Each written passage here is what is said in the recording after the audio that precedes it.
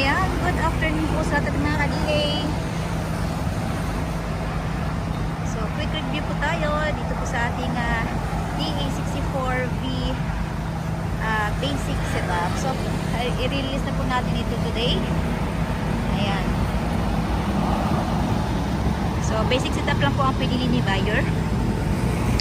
So, pinalitan po natin yung kanyang signal fender. Ayan. Mas malaki na po. So, yung kanyang interior, syempre, original yung kanyang matting. Brand new upholstery. Brand new ceiling with extra fan. Nagpatagdag si buyer.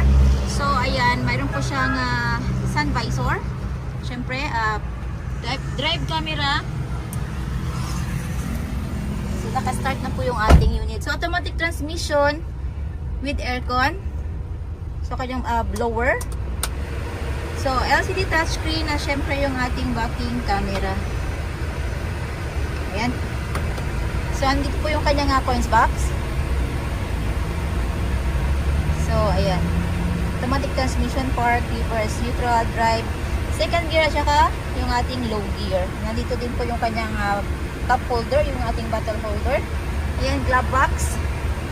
So, front power window. Ayan. Nandito po yung kanyang button. So, window lock, nandito. So, headlight adjustment. May glove box dito. Maliit na glove box. Ayan. Okay. So, ayan. Ayan. Mayroon siyang seat belt. Kabilaan. At syempre yung ating second row. So, ayan. Nakupold po yung ating seat. Hinilay lang po natin dito. Pag hila po natin ganyan, sabay hila din po yung ating sandalan. Ayan. Nandito po yung kanyang jack at saka wrench. Nandito sa loob yung kanyang jack wrench. Ayan. Matting, yung ating brand new matting, original matting.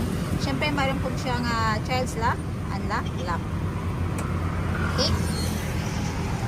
Ayan. May seat belt din po. Ayan. Kompleto.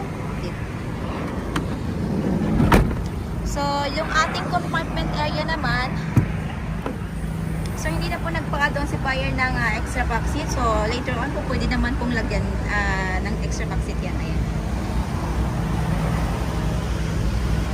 So, D6A engine, 12 valve, 660cc, 3 cylinder. Ayan. So, yung ating price po is depende po yung sa setup na gusto ni buyer.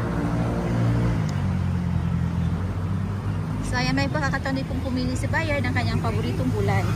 And we use as paint material para po sa long lasting siya ng ating mga unit. And ito, shipping din po nationwide. Port to port lang po tayo. Siyempre yung ating shipping fee, shoulder fee ni buyer. So, ayan mga ka-DA. Okay din po kami. Kilometer 11, Catalunan Pequeño, Davao City. Maaari niyo po kami kontakin sa our Facebook page, Right Hand Nutrition Trading at RNR Surplus, Multicabs and Trucks. Maaari niyo po nang tawagan dun po sa mga numero na nasa yung mga screen. So, ayan mga ka-DA, yung ating DA64V basic setup. So, bound to Kidapawan City po yung ating unit. So, maraming